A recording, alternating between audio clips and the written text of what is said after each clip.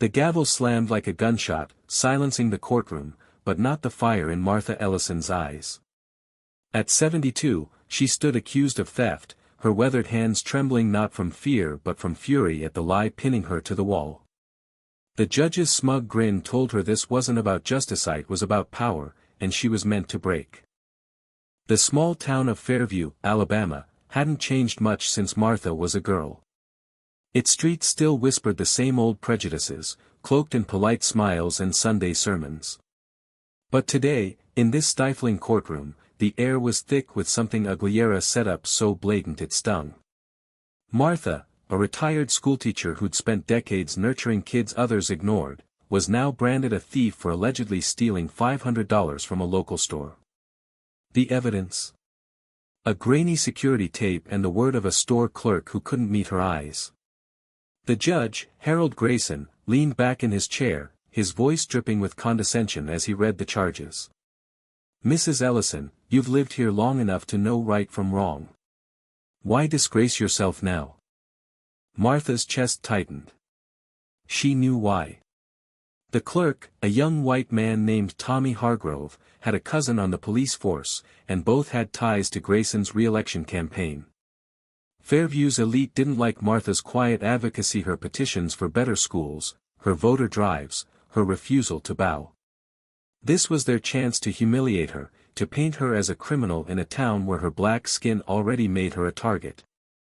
She scanned the courtroom, seeing familiar faces twisted with doubt or pity. Her neighbors, her former students, they wanted to believe her, but fear of Grayson's influence kept their voices low. "Do you have anything to say, Mrs. Ellison?" Grayson's tone was a taunt, his pale eyes glinting with certainty that she'd crumble. Martha straightened, her voice steady despite the tremor in her hands. "I've taught children to tell the truth, Judge. I won't stop now. I didn't steal a dime, and you know it." A murmur rippled through the crowd, quickly hushed by Grayson's glare. He leaned forward, his lips curling. Bold words for a woman with no proof. The evidence speaks for itself. But it didn't. The tape showed a figure in a dark coat, face obscured, slipping out of Hargrove's store with a cash box. Martha's coat was blue, not black, and she'd been at a church meeting across town that night, with a dozen witnesses. Yet those witnesses weren't called. Her lawyer, a nervous public defender fresh out of law school, fumbled through objections, overruled at every turn. Grayson controlled the room like a puppeteer, and Martha was the marionette he meant to cut down. Outside, the August heat pressed against the courthouse windows, mirroring the pressure building in Martha's chest. She thought of her son, Daniel, who'd left Fairview years ago to escape its suffocating bigotry. He'd risen to heights she'd only dreamed for him, becoming the U.S. Attorney General, a man whose name carried weight in halls of power Grayson couldn't imagine. She hadn't told Daniel about the charges. She didn't want his life disrupted by Fairview's petty cruelty. But as Grayson droned on about her character flaws, Martha regretted that choice. Maybe Daniel's influence could have stopped this farce before it began. The prosecution called Tommy Hargrove to the stand. His testimony was rehearsed, his eyes darting to Grayson for approval. "I saw her take the cash box, clear as day," he lied, his voice cracking slightly. Martha's lawyer barely cross-examined, wilting under Grayson's stare. The crowd shifted uneasily, sensing the script but too scared to challenge it. Martha's heart sank, not for herself, but for the truth being buried under layers of corruption. She'd seen this before: her father denied a loan, her brother harassed by police, her community silenced by fear. But she'd never felt it this personally, this viciously. As the trial broke for recess, Martha sat alone in a holding room, her hands folded in prayer. She wasn't praying for herself, but for Fairview, for the kids she'd taught to dream beyond its borders, for the families who deserved better than this rigged game. She thought of Daniel again, his voice calm but fierce when he spoke of justice on national news. He'd always said, "Mom, you taught me to fight for what's right." She wondered if he'd forgive her for not calling him, for facing this alone. Back in the courtroom, Grayson's tone grew sharper, his questions laced with venom. Mrs. Ellison, do you expect this court to believe a woman of your background over a respected local business? The word background landed like a slap, its meaning clear to every black person in the room. Martha's jaw tightened, but she held his gaze. I expect the truth to matter, Judge. That's what I've always taught. The crowd stirred again, louder this time. A young woman in the back, one of Martha's former students, stood up.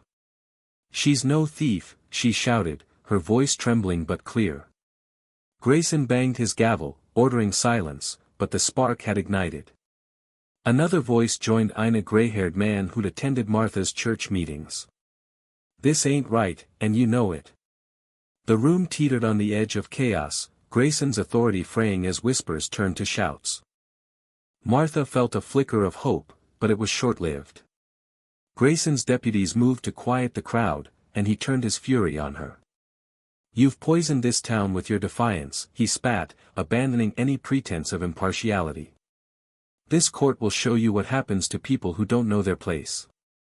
The threat hung heavy, a promise of a guilty verdict no matter the evidence.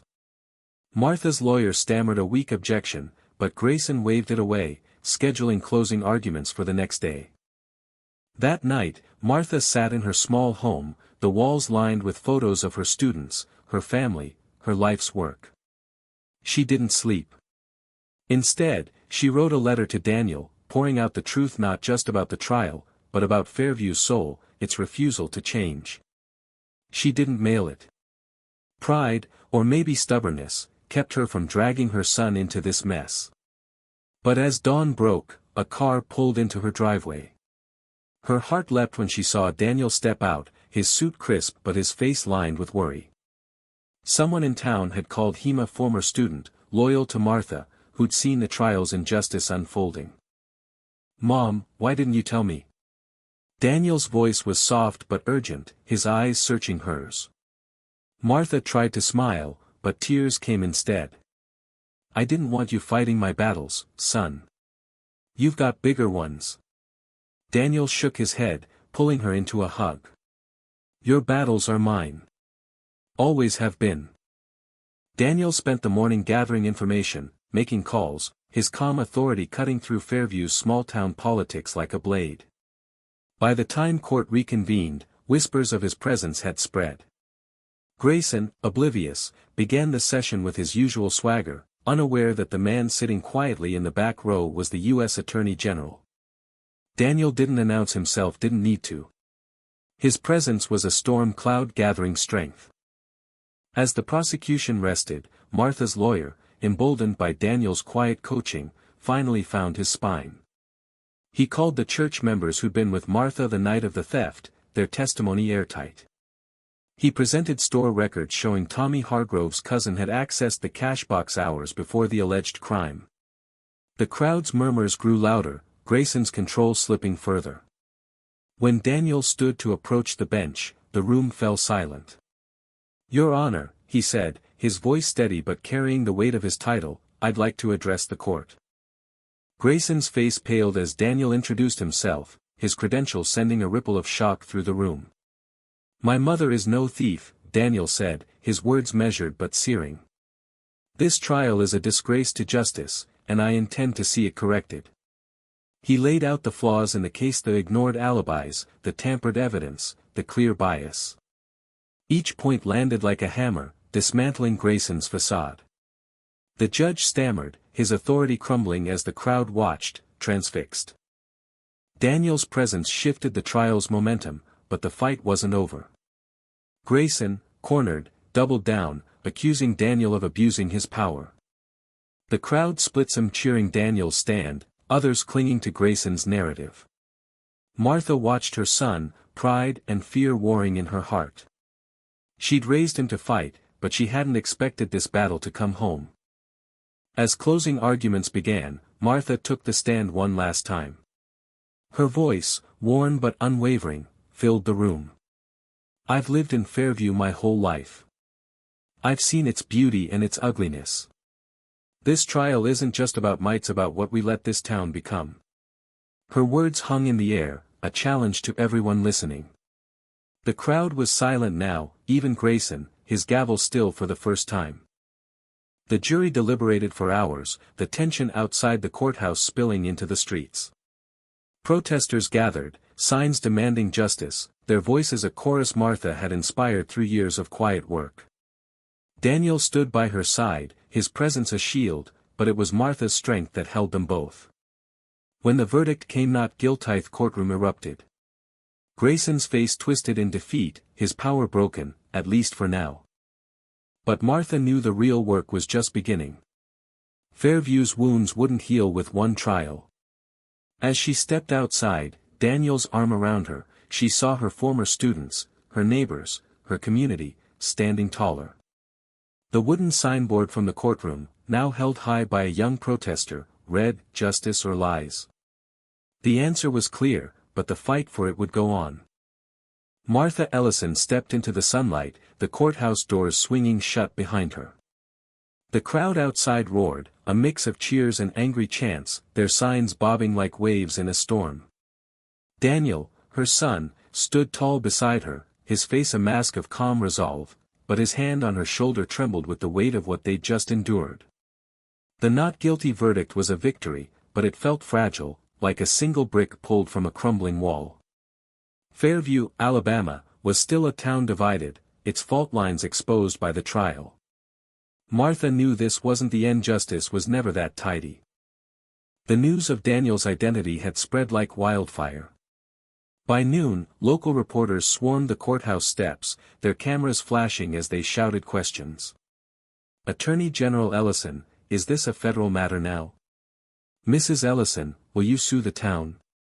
Martha ignored them, her eyes fixed on the faces in the crowd, her neighbors, her former students, the young and old who'd shown up for her.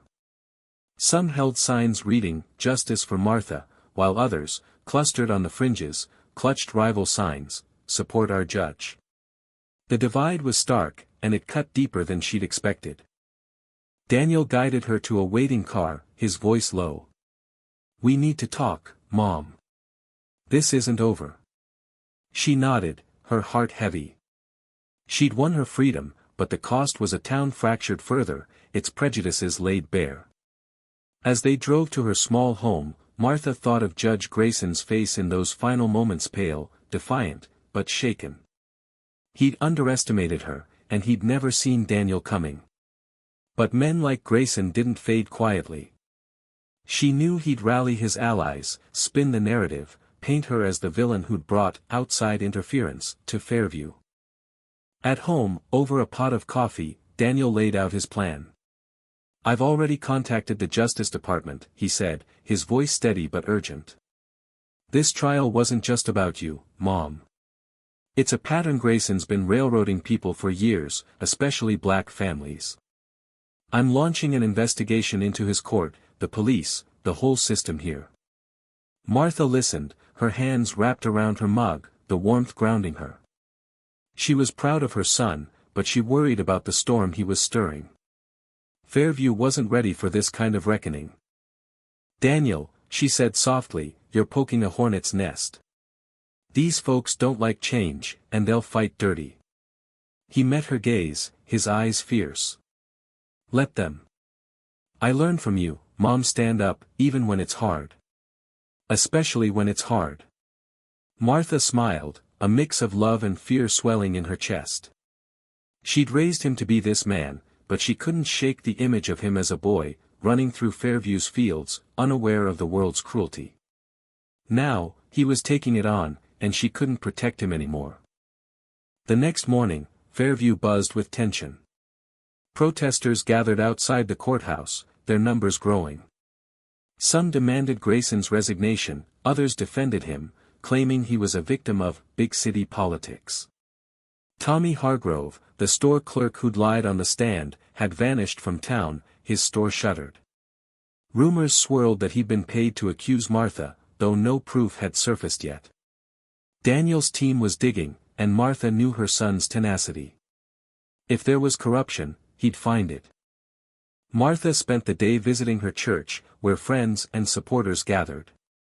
The pastor, a wiry man who'd known her for decades, pulled her aside. "You've shaken this town, Martha. Some folks are scared, but others are waking up. Keep going. She nodded, but the weight of it all pressed on her. She wasn't a crusader, just a woman who'd wanted to live with dignity. Yet here she was, a symbol of something bigger. By evening, Daniel had news. "We've got evidence," he told her, his voice tight with excitement. "Bank records linking Grayson to Hargrove's cousin. It's not just your case, there are others, going back years. False charges, coerced pleas, all targeting people who challenged the status quo." Martha's stomach churned. She'd suspected as much, but hearing it confirmed felt like a punch. "What now?" she asked. Daniel's jaw tightened. "We expose it. Publicly. I'm holding a press conference tomorrow, and I want you there." Martha hesitated. She'd never sought the spotlight, but Daniel's eyes held the same fire she'd seen in herself during the trial. "All right," she said. "But this is for Fairview, not just me." Daniel nodded, understanding. This wasn't about revenge, it was about truth, the kind that could heal or destroy a town, depending on how it was received. The press conference was set for noon outside the courthouse. By morning, Fairview was a tinderbox. Protesters from both sides clogged the streets, their chants overlapping in a chaotic symphony. Martha dressed carefully, choosing a simple gray dress and her mother's pearl brooch, a reminder of who she'd come from, and who she was fighting for. Daniel's team had prepared a dossier, detailing Grayson's pattern of abuse, at least a dozen cases, all targeting black or poor defendants, with evidence manipulated or witnesses intimidated.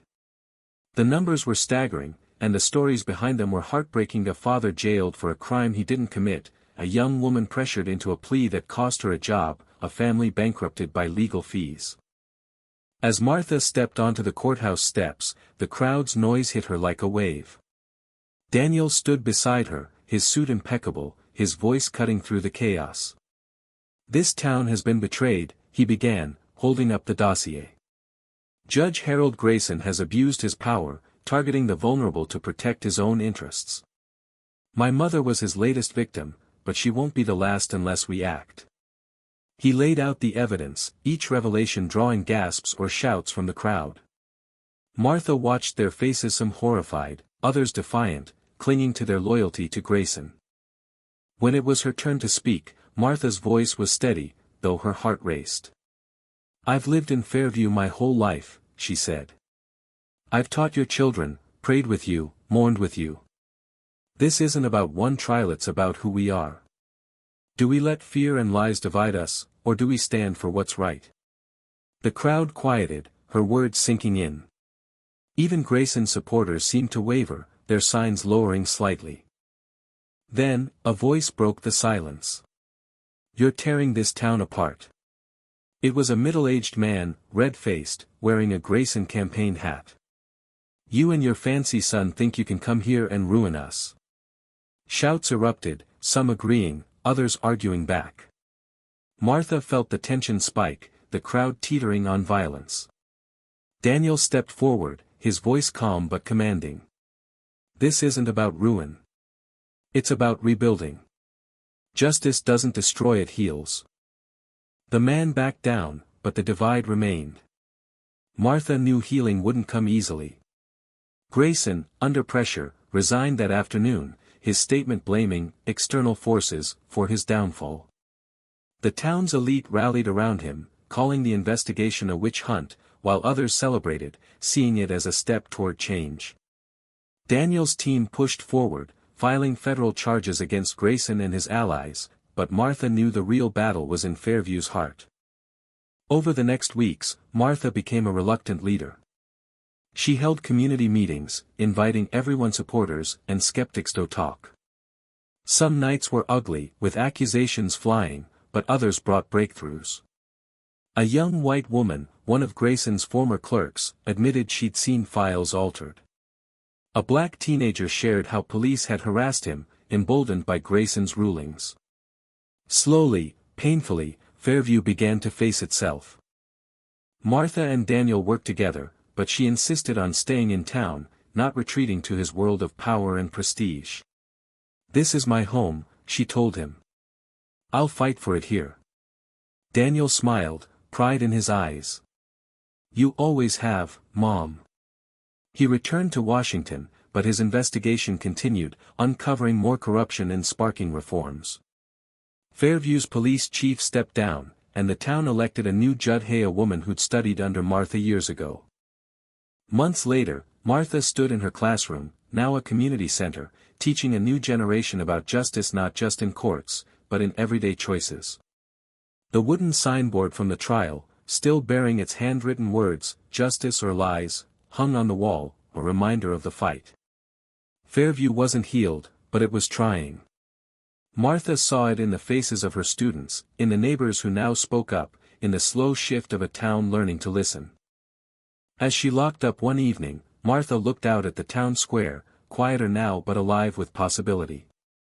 She'd faced a lie and won, not just for herself, but for those who'd come after. What do you think? Where does justice begin, and how do we bridge a community's divides?